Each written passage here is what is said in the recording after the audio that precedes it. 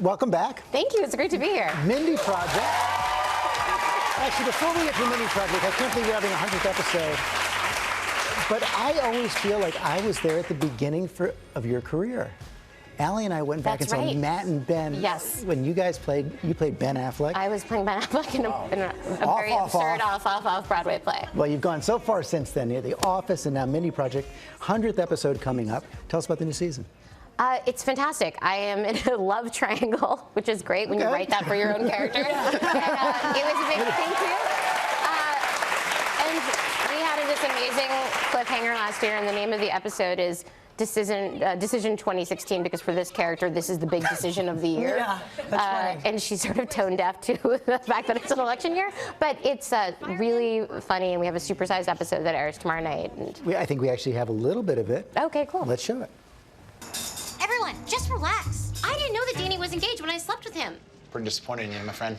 I would never hook up with Dr. C. I'd hug him all night, kiss that little forehead. Oh, what a time we would have. Hey, who did that help to say that? Thank you. So Mindy, you use your same name, obviously, on the show. Yes. Very different, but you also apparently use an alias in real life?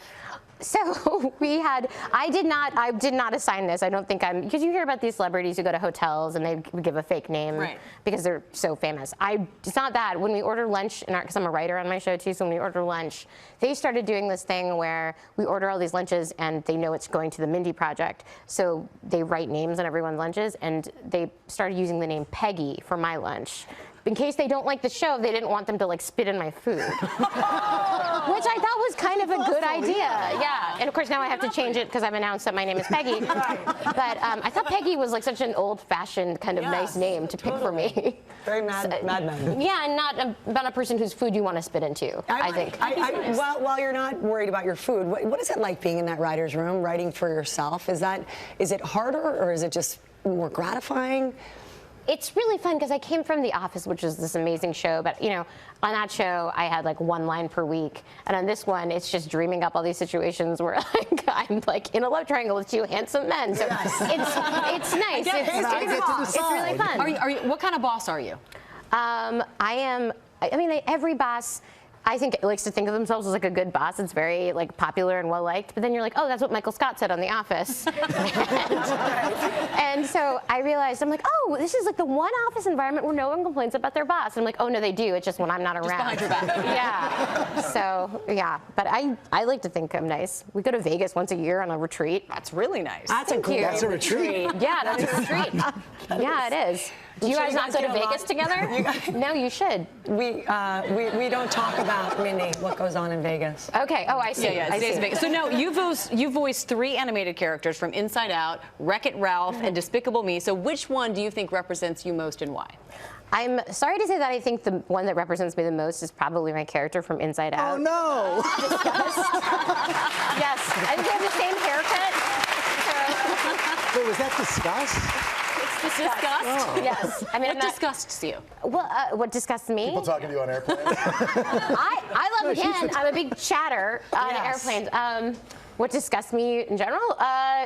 I don't know. You hear about certain places where they don't allow women and girls to go to school. I'm trying to get serious. But I find that pretty disgusting. I think that's a good choice. And I also hate it when I see hair in the drain. Oh, yeah. That's disgusting. On a more superficial level. Want to move on in a second, but you got to tell us about this new project working on with Emma Thompson, a cross of Devil Wears Prada and broadcast news. I mean, sign up. Yeah. Thank you. I'm really excited about it. Thank you. Well, I've basically made my career by being I don't wait around for people to write something for me or cast me in something because I don't look like a lot of most actresses in Hollywood. So I just thought, I love Emma Thompson. I want to see more of her. And I just wrote her this part in a movie. And I sent it to her thinking okay, well, I'll never hear from her. And then she wrote me and was I love this, let's do it. And so now we're doing it. Great. I know. So cool. Thank you. Thanks, I'm really excited about it.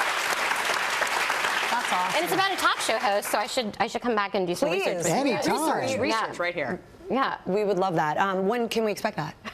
I'm just going to be here every day for the next 3 months. When's it coming out? Oh, when's the movie coming out? Oh, I'm not sure. We're probably not going to shoot it until next year, but We want to know first. Okay.